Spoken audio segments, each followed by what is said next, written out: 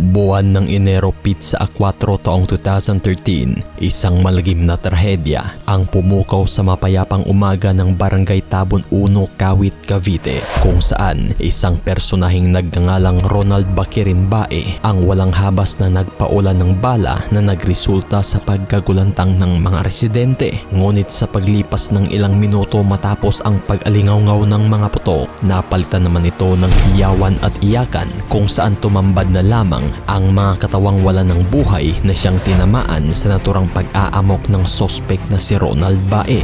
7 sa mga tinamaan ng naturang pamamaril ay kaagad binawian ng buhay habang 12 personahe naman ang sugatan. Ang naturang sospek ay napag-alamang lasing at impluwensyado ng ilegal na gamot habang ito'y walang awang namaril. Bagay na umabot pa ito sa palitan ng balas sa pagitan ng sospek at mga rumispondeng kapulisan. Ngunit kalaunan, todas ang bagsak ng tinaguriang sospek matapos mapuruhan ng mga otoridad. Ngunit ang tanong, paano at bakit nga ba walang awa na lamang namaril ang sospek sa kanilang lugar? Kaya ngayon ay aalamin natin ang kabuuhang kwento sa pangyayaring ito na binansagan bilang the 2013 Kawit Shooting Massacre.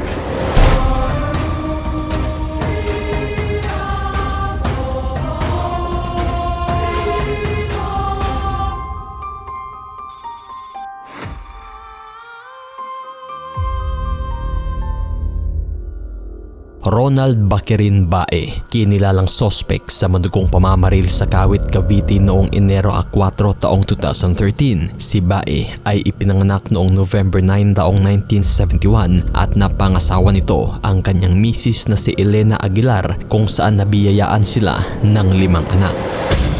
Kinilala si Bae sa kanilang lugar sa Tanib, Tabon 1 ng Kawit bilang matulungin, mabait na personahe kung saan minsan itong naglingkod sa kanilang lugar bilang kagawad sa loob ng 2 termino. Ngunit taong 2010, nahinto ang political career ni Bae nang ito'y matalo sa posisyong kapitan sa kanilang lugar. Bagay na ayon pat sa mga kaibigan niya at kakilala ay dinamdam umano ng husto ni Bae ang pagkatalo kung saan tila ba naging dahilan pa ito sa paglisan niya at ng pamilya sa Kawit. Dito na lumipat si Bae kasama ang kanyang pamilya sa nasasabing rest house nila sa Tagaytay at iniwan ang bahay sa Kawit sa pangangalaga ng nagngangalang John Paul Lopez, 27 taong gulang. Ngunit hindi rin tumagal ang paninirahan nila Bae sa kanilang rest house sa Tagaytay kung saan muli na naman itong lumipat sa kanilang isa pang bahay sa Guagua, Pampanga. At sa mismong paninirahan ni Bae sa Guagua, Pampanga, ayon sa kanyang mga kapitbahay ay madalas umanong may bumibisitang kaibigan sa pamamahay nila kung saan palagi rin itong nag-iinuman. Ngunit hindi na rin umano ito gaanong binigyang pansin ng mga kapitbahay niya sa kadahilanang hindi naman ito namumurwes at tila mabait rin naman daw ang ugali ni Bae. Ngunit bago pa man sumapit ang bagong taon, bumisita ang mismong caretaker ng bahay nila Bae sa Kawit na si John Paul Lopez sa kanilang bahay sa Pampanga kung saan nag-inuman ang dalawa at gumamit umano ng iligal na nasaksihan mismo ng misis ni Bae. Bagay na ayon sa mga nakasaksing residente at kapitbahay, Disyembre at 30 taong 2012, isang di pangkaraniwang away ang nangyari sa pamilya ni Bae na kalaunay na pag-alamang ito pala'y dahil sa selos kung saan pinagselosan na ni Bae ang caretaker na si John Paul Lopez. Kung kaya't dito na pinagbuhatang kamay ni Bae ang kanyang misis na sa mga puntong iyon ay lasing at impluwensyado ng iligal na gamot. At nang dahil nga't matapos ang pagkompronta ni Bae sa kanyang asawa, kaagad lang din itong nagpatuloy sa inuman kasama pa rin ang mismong caretaker na si John Paul na kanyang pinagseselosan. Dito na tinawag ng asawa ni Bae ang mga anak at umakyat papuntang second floor ng kanilang bahay at nagbabasakaling humingi ng tulong sa mga kabataang nakatambay lamang sa tabi ng kanilang bahay. Kung kaya't kaagad ring sinagip ng mga kabataan ang mag-inang Bae gamit ang hagdanan kung saan dito na bumaba ang asawa ni Bae kasama ang mga anak. Bagay na hindi na nga namalayan ni Ronald Bae ang ginawang pagtakas ng kanyang mismong asawa, at kalaunan ngayon nang malaman na ni Ronald Bae na iniwan na siya ng kanyang asawa at mga anak, kaagad itong bumalik sa bahay nila sa Kawit kung saan dito ay wala pa ring habas ang pag-iinom.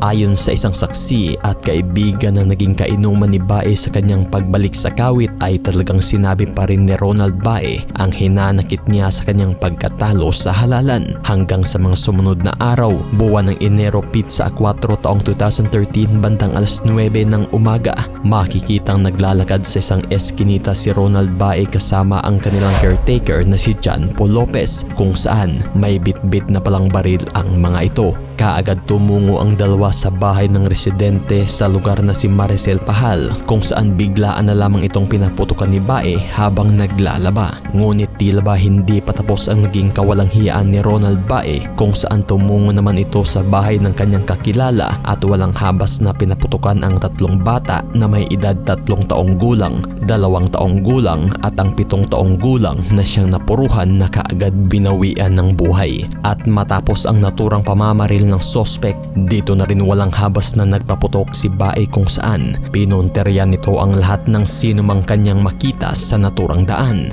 Bagay na kung saan mismong ang caretaker pa ni Bae na si Lopez ang nagkakarga ng magazine kada na uubusan ito ng bala. At nang dahil nga sa sobrang gulat at pagkagulantang ng mga residente, tila ba naging ghost town ang lugar kung saan nagsitaguan ang lahat ng mga tao.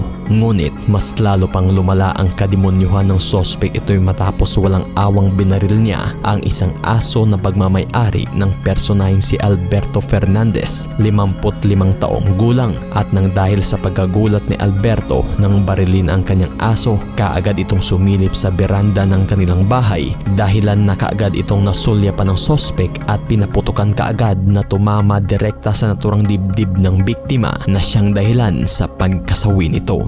Ngunit tila hindi pa nakontento ang sospek at pinasok nito ang isang kanto pa sa kanilang lugar at walang awang pinaputukan pa ang isang babaeng buntis, 34 na taong gulang, at ang anak nitong si John Monica de Vera, 3 taong gulang, na naging dahilan sa pagkasawi ng mag-ina. Kaagad namang dumiretso ang sospek na si Ronald Bae sa mismong main road ng kanilang lugar, kung saan walang habas pa rin ang pamamaril nito sa kahit na sino mang kanyang makasalubong, hanggat binaril na nga niya ang isang tricycle driver na kinilalang si Boyer Toledo, kasama rin sa binaril ang isang fruit vendor na si Irene Fuenelas at taho vendor na si Al Oreo.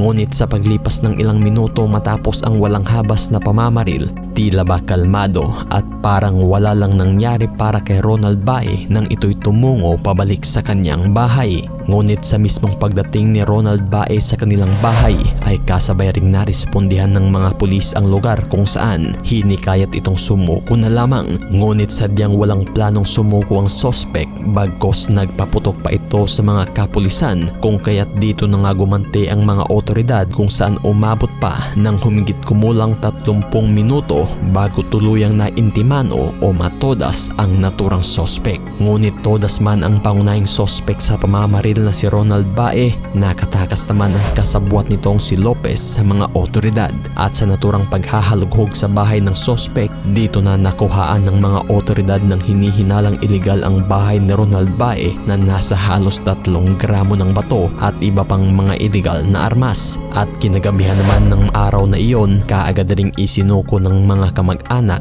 ang isa pang sospek na si Lopez.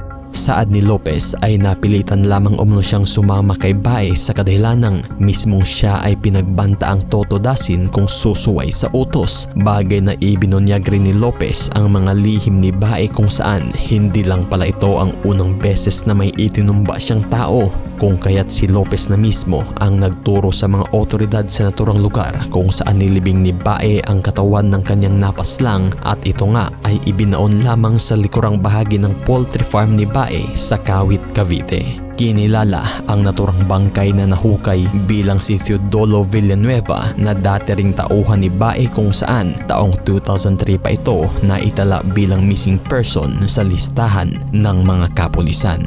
At sa naturang pag-usad ng kaso, kulungan pa rin ang naging bagsak ni Lopez. Ito'y matapos hinatulan ng guilty sa kinasasangkutang pamamaril. Bagamat mariin man itong pinabulaan na siya ay inosente, bagay na ayon pat marami naman umano ang tsansang pwedeng makatakas palayo si Lopez sa suspect, ngunit hindi niya ito ginawa. Bagay na mas nadiin pa ng tuluyan si Lopez, ito'y matapos magpositibo sa iligal ng panahong nangyari ang krimen. Kung kaya't patong-patong ang kasong isinampa kay Lopez na 8 counts of prostrate, 11 counts of kasama na ang attempted at ang mismong paglabag niya sa 7610 o Abuse of Women and Children's Act. Sa kahuli-hulihan ay wala ring nakuhang dahilan o motibo sa kung bakit nga ba nagawa na lamang ni Bae ang walang habas na pamamaril na ikinasawi ng mga inosenteng buhay. Bagay na siyang masisiguro lamang na lango sa iligal si Bae nang mangyari ang naturang krimen. Bagay na talagang ganoon na lamang kadilim ang naitudulot ng naturang iligal, kung saan isa nga ito sa mga nangungunang problemang kinakaharap na pilit nilalabanan ng ating lipunan.